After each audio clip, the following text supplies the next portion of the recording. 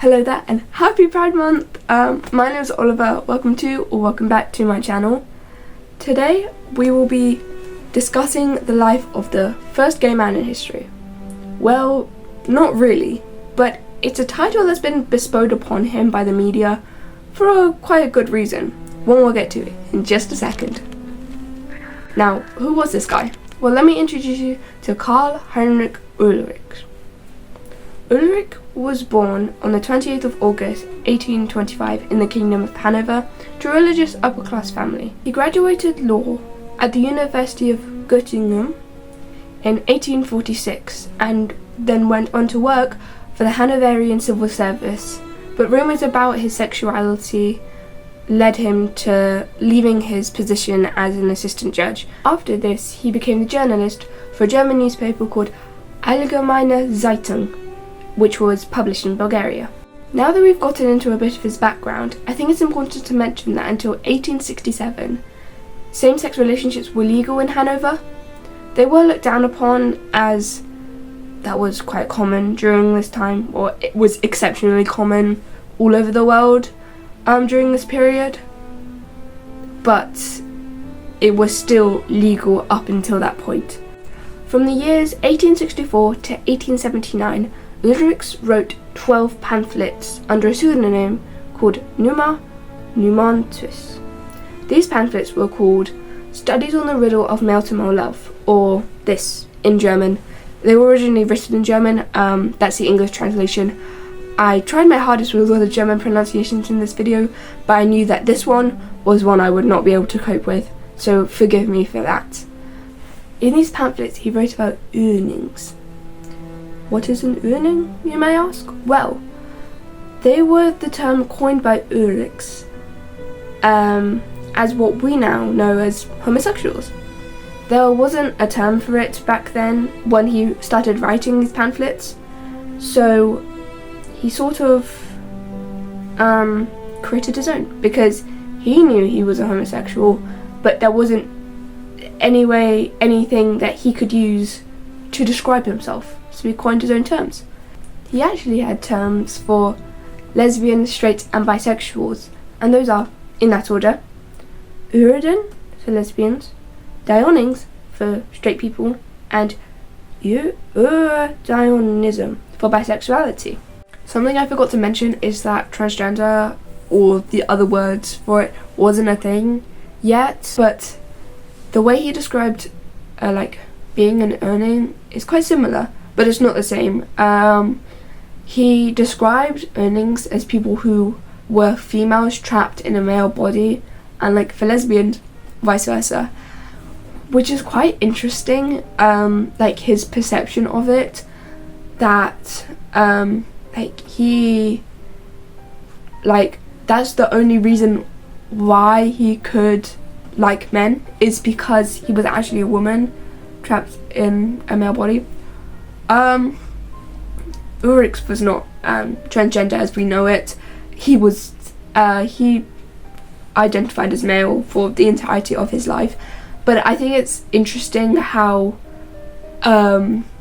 identities and terminologies changes, because that sounds like transgender to us now, but obviously back then it was simply him being a homosexual. It's I just find that really interesting, the sort of shift that we've gone into. I don't know if anyone else will find that interesting, or if this bit is even relevant, but I forgot to mention it. But it is important to mention, because obviously that's how he saw the terminology, that's how he saw himself. That was his explanation as to why he was attracted to men, and obviously why, lesbians are attracted to lesbians, that sort of thing.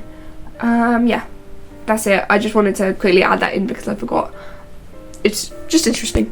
He stated that these terms were inspired by his study of classics, specifically Uranus in Plato's Synopsism, because Uranus is portrayed as both the father and mother to Aphrodite. I think now is the perfect time to go into why Ulrichs is considered the first gay man in history. Obviously he wasn't. He was born in 1825, and queer and trans people have existed since time itself, since humans, and across many different cultures, and just always been there. But he is considered the first person to ever come out. He knew from a young age that he was a homosexual. I'm going to use that term because it makes sense, because that's what we know it as now. Because he was interested in a lot of feminine things. He liked bright colours and, feminine clothes and other sorts of things. And it's written in my sources that he had a sexual encounter with his riding instructor at 14. I think it's important to mention that some of the sources say he was sexually abused by his riding instructor, and others say it was simply a sexual encounter. I don't have a way to verify this, but regardless, I thought it was important to mention because, victims, especially male victims, deserve to have their experiences validated if he was a victim. And he was, because obviously it's still statutory rape because he was under 18. Even though he's been dead for, a very long time. I just think it's important. I know other people may not feel that view, but I don't know. Back to what I was saying. When he was a young adult, he told his family that he was an Uring. His family wasn't very supportive, which, considering the time, was not surprising, but still sad. In the mid to late 1860s, the threat of Prussia taking over Hanover and other German states was slowly creeping in, the reality of it.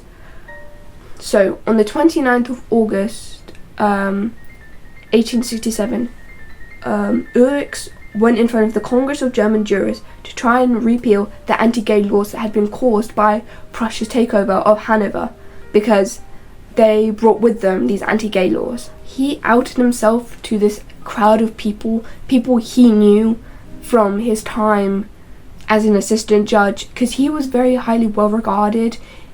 He was a very smart man and he was looked up upon. So this was really a shocking thing for a lot of people, and he was actually booed off stage because of this. But he did it in an attempt to rally people to try and fight back against Prussia's oppressiveness, and he did not succeed, unfortunately. He was also jailed twice in 1867 for anti-Prussian activities, again trying to repeal these laws, and in 1870 he wrote a book called Araxes, A Call to Free the Nature Penal Law, in a continuation of his attempt to get the anti-gay laws repealed. And during this time his personal papers were confiscated, including a list of 150 suspected burnings in Berlin, and this was taken to the desk of Otto von Bismarck, who orchestrated the unification of Germany in 1871. By 1872, the Prussian sodomy law, also known as paragraph 175, had been adopted by all the new states of the new German Empire. This ruined him, and quite rightly so. He poured his heart and soul into creating, this term, which unfortunately didn't catch on as much as he would have liked, but it still fostered a sense of community for those who read his pamphlets, who were seen by someone, and, in a way it was just a sense to create a better sense of self-identity and community, if you know what I mean. He published the final pamphlet in 1879 and then crossed the Alps by foot and settled in Italy. He spent his remaining years writing a Latin language literary journal. He died aged 69 on the 14th of July 1895. Like a lot of notable people in history, he died thinking he was nothing. Unfortunately, but in reality he inspired a lot of people, not just those who read his pamphlets, but also those continuing to research homosexuality. In 1869, the term homosexualitat was coined by Karl Maria Kerbeni and is the word we still use today. It translates literally to homosexual. He used Ulrichs' work to, help with his research into queerness. There was still a lot of misunderstanding and stigma surrounding homosexuality. There's a reason Ulrichs didn't use the word homosexual to describe himself, even though he was alive during the time when this term was coined, simply because the people believe homosexuality and pedophilia were the same, which is obviously not true. People still believe that today, which I think is ridiculous because they clearly haven't read any sort of proper research into it. You cannot, the people in the 1860s had no idea about this sort of thing. Sure, they still shouldn't have said that, but if you're still thinking that in the 2020s, there is something severely wrong with you. But his work is also notable for other people like Magnus Hirschfeld, who he was the creator of the Sexology Institute of Berlin. He was one of the first people to pioneer, transgender operations, and he wrote so much research on transgender people and homosexuals and stuff, because that book was extremely important in proving it's perfectly normal thing, these things. But the Nazis burned all of his stuff. That's for another video though, because there is a lot to say about that topic. It's very interesting but also incredibly sad. But yeah, sorry, getting off topic.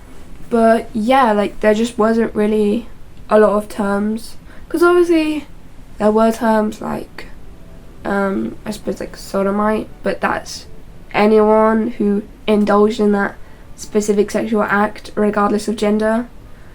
And then obviously later on, in Britain anyway, I know quite a bit about Victorian Britain, you have invert and Uranian, which is a whole nother kind of words, those sorts of terminology. But yeah, he was really the first to put a name, or try to put a name to what this thing was. So that's why he sort of has this title, the first gay man in history, not because he was the first gay man in history, but he was one of the first to put a name to it, to come out to people as a homosexual, which is really interesting. But I feel he's forgotten in queer history. There aren't a lot of sources on him. They're all in the description, by the way, if you want to read up on him for yourself. His legacy lives on though. There's quite a few roads named after him in Berlin, and he even has an award. An award named after him. So yeah, he is not forgotten, but he's definitely not talked about enough, I feel. I only came across him because I was doing research into a different topic. I didn't even know he had existed until I properly did research on him. He's definitely an interesting character. It's unfortunate that there just isn't a lot of information about him, but I think by making videos about people who have been lost to history, it's sort of, that's their legacy as well. Yeah. Oh, also, paragraph 175, which criminalized sex between men, remained in place for more than 100 years. It wasn't until 1994 when it was repealed, and in 2017 the German parliament voted unanimously to void any convictions which was around 50,000 men who had been persecuted under this paragraph since World War II, and to compensate the thousands of people still living with the consequences. There's no way of undoing the damage that was done, but it's definitely a step in the right direction.